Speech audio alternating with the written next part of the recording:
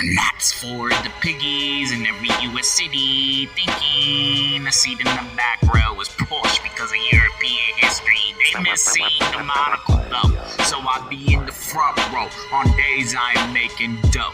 All alone, in the zone, on the phone, until the trailers go off the screen, along with all those production companies that never did a thing for me. Jon Favreau had Jim Henson's staff working overtime on Sesame Street with Mandalorian and Grogu.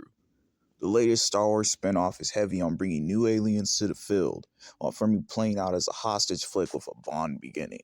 Ludwig Göransson's cyberpunk score shuffles the picture along, but there's a disconnect when the film gives the Mandalorian an extended resurrection arc that, given the silence, would put anyone to sleep.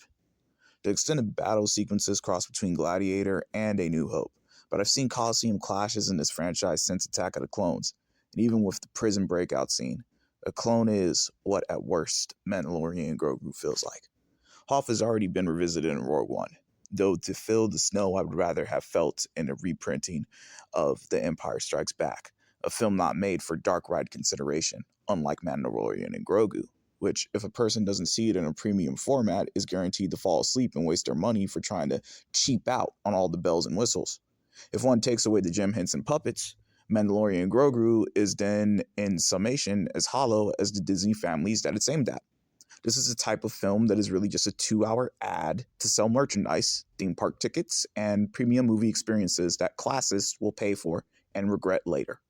There's a subplot there about slavery, and perhaps looked at deeper, Disney's hold of captivity over this 70s franchise's characters that its creator sold off right before his marriage, another inhumane, slovenly practice. Sadly, this subplot can only be noticed peripherally for an audience that has much expectations for its family, that is so stifling in itself that they resemble both the New Republic's relationship with Mando and the Hutts on the antagonist side of the picture. There's no winners here, other than Jim Henson's estate, which is why Grogu's name is added onto the film's header. But I'd rather see a documentary on the advancements of ventriloquism than watch Mandalorian and Grogu, since hypothetically they both serve the same purpose, minus the propaganda. It's not funny that Lucasfilm still has these walking epithets like the mechanics, Latinos, and Scorsese's Asian street vendor. When I was a toddler, people had problems with Jar Jar for the same reason, and said that the Gungan was only there to sell toys too. Well, in comparison to Grogu, at least Jar Jar actually has quotable dialogue. Dare any Star Wars fan to try to quote Grogu.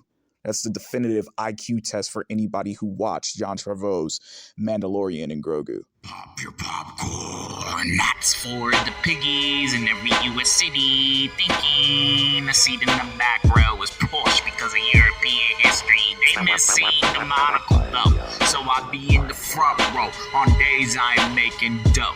All alone, in the zone, on the phone, until the trailers go off the screen, along with all those production companies that never did a thing